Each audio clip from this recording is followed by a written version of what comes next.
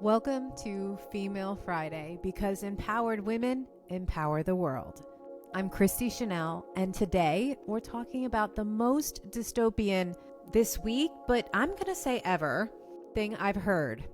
The Trump administration's proposal for a National Medal of Motherhood.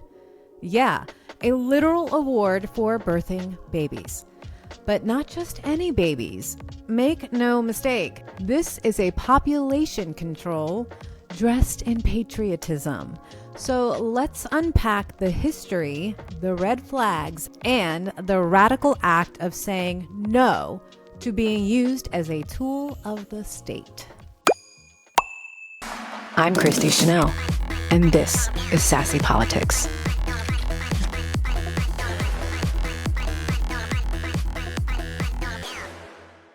The National Medal of Motherhood, what it is and why it's alarming. In April 2025, news broke that the Trump administration is floating a policy that would award a medal to women for having children. Yes, this is real, and it's not even new. Here's the disturbing truth. This idea is inspired by something called the Mother's Cross, a medal awarded in Nazi Germany under Hitler's regime. Women received the cross for having 4 or more Aryan children.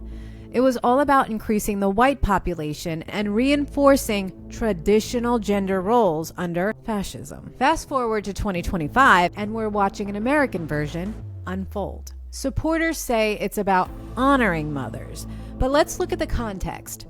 Abortion access has been gutted in over 20 states. Birth control is under attack.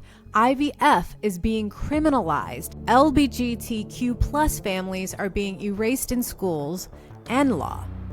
And child poverty is rising while maternal mortality, especially in Black women, is in crisis. You don't get to celebrate motherhood while simultaneously stripping away bodily autonomy. That's not empowerment. That's exploitation. The incentive to birth, who benefits? Let's be honest, this policy is not about women. It's about preserving white dominance in a country that's becoming way more diverse than it used to be. It's about ensuring a future voting bloc. It's about workforce control, and it reeks of desperation.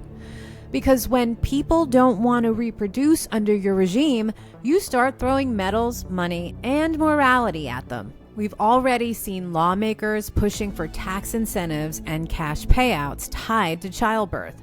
But here's the twist.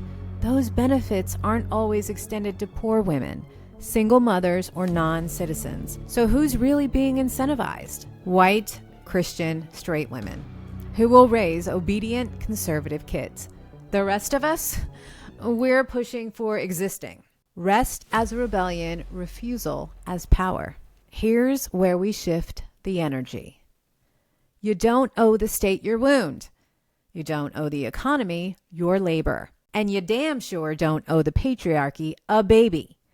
Empowered women start with themselves, not with sacrifice, not with martyrdom, but with boundaries, with rest, and with self-trust.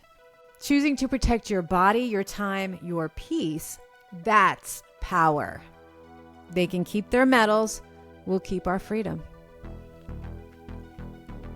Thanks for tuning in to Female Friday with me, Christi Chanelle. If today's episode fired you up, make sure you subscribe and share it with someone who needs to hear this message.